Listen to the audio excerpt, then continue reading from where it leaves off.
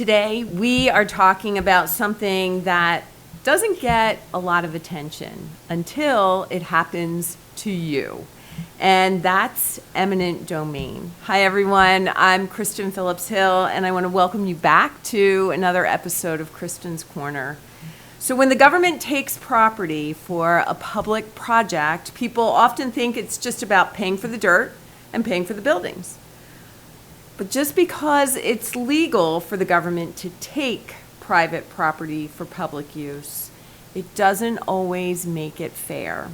And in Pennsylvania, we've seen situations where farmers and business owners get shortchanged when their land is taken. So joining me today to talk about this very important issue is my dear friend and colleague, Senator Cris Dush from Jefferson County. And he has been working on a bill that would make sure the goodwill of a business is actually recognized when the government seizes your personal property. So Senator Dush, welcome to the podcast. Well, Kristin, as always, it's good to be with you. We came into the House together a number of years ago, and a lot's passed under the bridge since then, but wow, what a ride. And we are so alike on so many issues, and this is actually one of them. You're attacking it from one perspective, and I've got another perspective that I'm attacking it from, the goodwill aspect, as you mentioned. I have across the street from my home, they seized a convenience store. And the gentleman who owned that was, he has 5 other stores, and this was his highest grossing store. What that did to him on his purchasing power on the wholesale level, from the distributors for candy bars to soda, whatever, it reduced. In other words, he had to pay more for all of the product that he had at the other stores. That one store grossed more than the 2 bottom grossing stores combined. And I had seen it in a number of other areas, and shortly after that, we had a gentleman who had up in Ridgeway, up in Elk County, a constituent, after I got into the Senate. He had a Fox's Pizza franchise, and PennDOT forced him to move, and he moved into from a store that was set up already as a restaurant kind of location when he bought it. They moved him out to where he bought an old service station, and the amount of money that he had to put into that was so much more than PennDOT was willing to pay. He's tenacious. He fought them like crazy and made some excellent cases in court. PennDOT refused to comply with the judge's orders and then they slow walked stuff like crazy to the point where the judge, I think, actually ordered them to end up paying the legal bills as well as a bunch of other stuff as well. But the government shouldn't have that kind of power and shouldn't be abusive whenever they're taking property. Well, what I really appreciate about the work that you are doing in this space is that it's very organic. It has sprung up from the actual experiences of your constituents. And that's why you've really been, leading the way with Senate Bill 225, yes, which really focuses on protecting the goodwill of a business when eminent domain happens. So for folks who might not know, you started to sort of get to the heart of what goodwill means within that context of eminent domain. Can you really expand on that and then explain, why does it matter so much? Well, it matters because when you're taking away the well, let me step back a minute to get to why it matters. I think I was trying to find a way to come up with a way of compensating that would reflect what those 2 constituents had been experiencing. And then recently, with redistricting, I was put down in Center County, and the 322 connector is going in down there. The we had a number of farmers who are going to end up having their lands seized.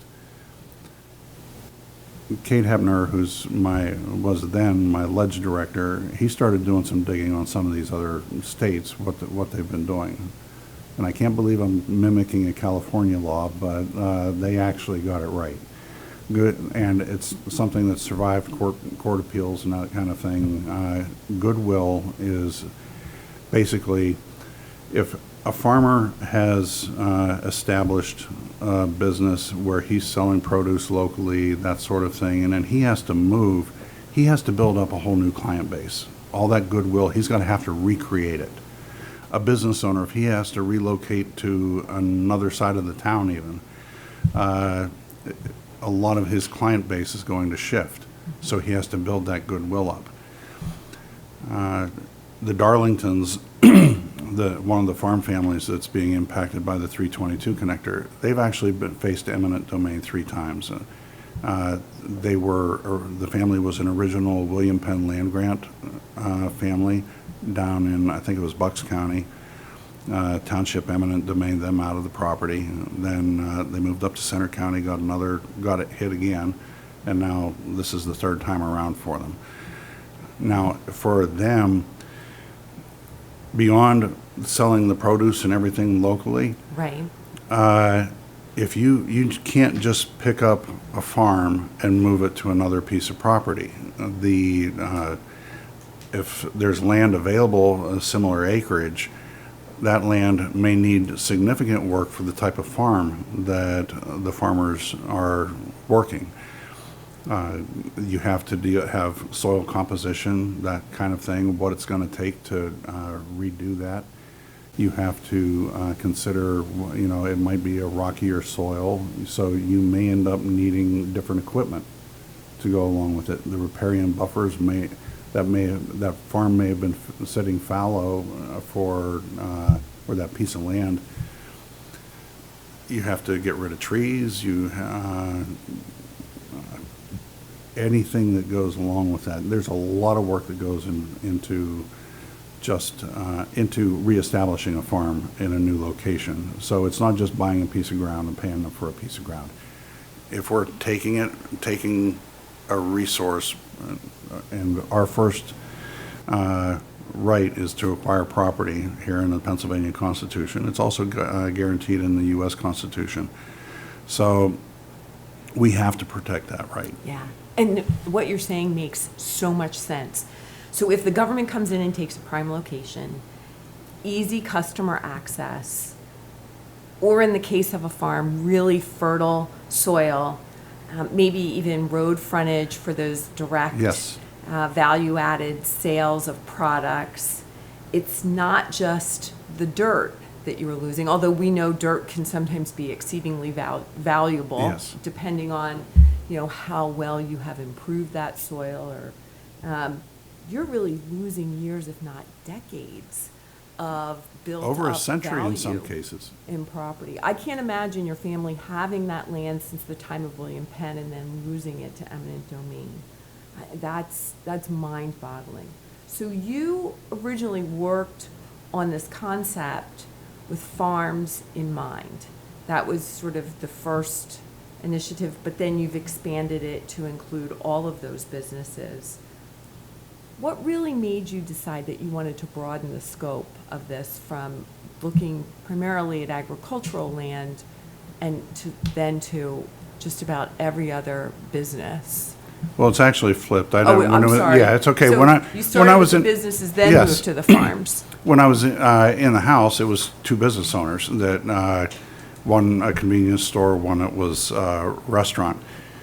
Anytime that there's been an eminent domain seizure, I've made it a point to get out and talk to the people who are impacted. And the Darlingtons were the first family among the farm community out there that I sat down with. And what was interesting is that's what made it kind of break for us on the research side of things, because when we were looking at it, and now we're looking at a new type of business that we hadn't been looking at before. Farming is a business, and It's big business. It's in huge. Pennsylvania. It's big business in Number my one. district. I think York County has the second largest number of farms in the Commonwealth. We're right behind Lancaster, so it really is big business for Yes. us. So when we started doing that, that's when the California thing popped up, because California's law was actually written for farmers. So as we were doing the additional research, that's when this concept of loss of goodwill popped up. And that was a huge breakthrough for us, because we'd had some legislation we had started on that it just didn't quite make it. But since the goodwill has survived in court, not just with the farms, but out in California, it's also been used for other businesses. So it's been, that's what basically shifted us and really had us focus on that loss of goodwill. Do you think that most people realize that right now, the law in Pennsylvania doesn't require any recognition of goodwill in compensation? I don't see that at all. Most people don't. Yeah. Not until it's a business owner that they know that's impacted, or even property owners. That somebody loses their home and has to move. A lot of times they don't think PennDOT or whoever seizing the land is giving them a fair shake. Right. So that's when people become aware of it. And for me, it happened just because that store was literally across the street from me. Yeah. What kind of a difference do you think Senate Bill 225 would make in the real world for every Pennsylvanian if we can get it signed into law? There are a number of things that I think that would be positive. Number one is that people who spend decades building up a business and getting that goodwill, they're more secure in that. They don't have to worry about the government coming in and stepping in. Secondly, I think the state is going to be, because it's going to get more expensive for the state or any municipality to come in and seize it. And I know you've got some concerns under FERC with your bill.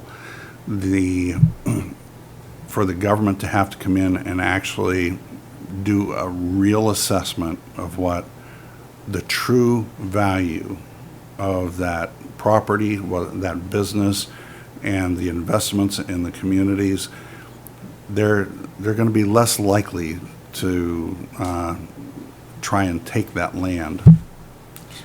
I think that's the perfect transition. Your bill is focused on making sure that goodwill is valued for businesses and for farms, because Yes. farms are businesses. I've been working on protecting something that's under constant pressure in my own district, and that's preserved farmland. York County has preserved thousands upon thousands of acres of farmland that farmers voluntarily agreed to keep in agriculture forever. And this isn't just about open space, it's about our food supply, it's about our economy, and the very character of our county, and I think the very character of Pennsylvania, to be quite frank. But here's the problem. Just because it's preserved doesn't mean that it's safe from eminent domain. And in recent years, we have seen these high voltage power transmission lines, power turbine pump storage facilities, other projects target preserved farmland in York County. So under the current law, if that land is taken, taxpayers don't get back the investment that they have made to preserve that land. And then farmers lose land that they promised to keep in agriculture in perpetuity, Yes. forever. So my bill would close that loophole. It would require any entity, whether it's federal eminent domain at FERC, whether it's PennDOT eminent domain, whatever, to fully reimburse the public investment when preserved farmland is taken. Not the devalued price per Right. acre of that land, but the full value. Absolutely. So, to me, that protects taxpayers. That honors the deal that we made with those farmers, and it keeps trust in our state's preservation program. So farmers in my district, they give up their rights. I'm sure you've got preserved farmland in your district as well. Not as much. My folks up there don't trust the government anyway, so. Well, farmers in my district, Yes. they gave up their right to develop that land because they wanted to protect it forever.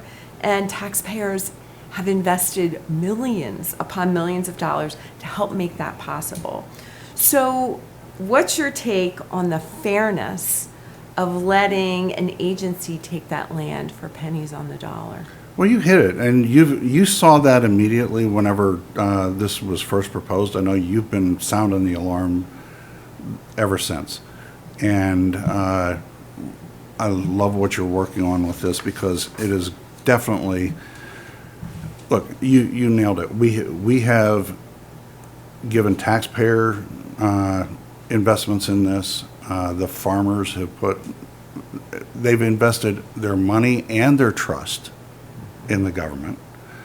And what that does, stripping away that sense of security goes very much to the way my constituents, the ones that refuse to go on to the preservation programs, we need to start having faith in government. And when the government starts coming in and saying, well, just because we're putting power lines in there or we're putting some sort of a storage facility, we'll reimburse you at what the lower rate is because that's not going to be developed for anything else. That is unfair. There's got to be a better word for it because that's just atrocious what they're doing. And also stripping the taxpayers of the benefits that would have been there had the farm been paying that at the full assessed value. Exactly. That sort of thing. So the people of Pennsylvania, the local governments, everybody's getting ripped off with this. And, you know, I love that Pennsylvania is a net exporter of energy. Agreed. But when these other states that are within our grid are shutting down their plants for the benefit of basically an agenda, and then forcing our people to sacrifice their lands and the goodwill that they've built up. That, again, atrocious is what I'll call it. Well, I agree. It is atrocious. And at the end of the day, I think both of our bills come down to fairness. Fairness for farmers, fairness for small business owners, fairness for taxpayers. And these properties aren't just parcels on a map. They're livelihoods, they're legacies, and in many cases, they're promises Yes. that really need to be kept. You know, when we had our constitutions developed and guaranteed the people the right to acquire property, we're not a socialist country. When we guaranteed that right to the citizens of this Commonwealth, and to strip that from them when it's the first right in the PA Constitution, that is, it's something that strikes to the heart, I think, of just about everybody. Unless you've got a straight socialist bent, I don't think you're going to find people who don't see that as unfair. So it's very important that we help reinstill or show the people that there are people here who are going to fight for that right. And what's interesting is my bill passed unanimously in the Senate, and I've got Democrat over in the House that she's from the East Stroudsburg area. She's taken my language and using it in a bill over there. I'm hoping to get mine across because I think it'll happen quicker. I don't care whose name's Well, on it. as we've both learned, it's amazing what you can accomplish when you're not worried about who gets the credit. Absolutely. And I certainly think getting my bill over the finish line will really benefit all Pennsylvanians. So, Senator Dush, as we wrap up, what do you want listeners to take away about Senate Bill 225? Well, I think Senate Bill 225, the way we have crafted it, I think anybody in the state that actually looks at it and then takes a look at what's happened to people, will see the need for this and understand. Like I said, it's a unique situation and something that could have been a partisan issue that it turns out it wasn't. We had unanimous approval in the Senate on this. So it strikes to fairness and a true sense of fairness. And I'm hoping that both your bill and mine can be successful. I couldn't agree more. Well, I want to thank you again, Senator Dush. Great to have you on the podcast. And again, today's guest was Senator Cris Dush. I want to thank everyone for tuning in to today's episode. If you have any questions, please do not hesitate to visit my website at senatorkristin.com. And this is Kristin Phillips-Hill signing off. We'll look forward to talking to you again soon.